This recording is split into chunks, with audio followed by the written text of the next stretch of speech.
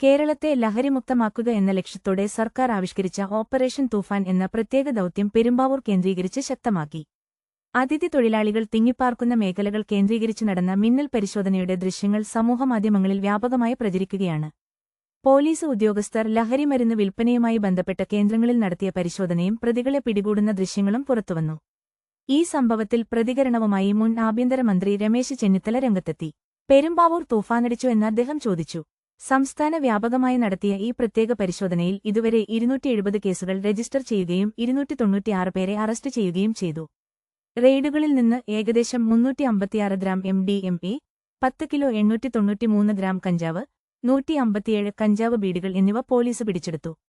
തൂഫാൻ intelligence എന്ന പേരിൽ പ്രത്യേക സംഘത്തെയും നിയോഗിച്ചിട്ടുണ്ട്. ലഹരി മാഫിയയെക്കുറിച്ച് പൊതുജനങ്ങൾക്ക് വിവരങ്ങൾ 9497979794 എന്നീ നമ്പരുകളിലും വാട്സാപ്പ് നമ്പറായ 9995966666 വഴിയും ബന്ധപ്പെടാം. വിവരങ്ങൾ രഹസ്യമായി സൂക്ഷിക്കും. ഇത്തരം വാർത്തകൾക്കായി ഞങ്ങളുടെ ചാനൽ സബ്സ്ക്രൈബ് ചെയ്യുക.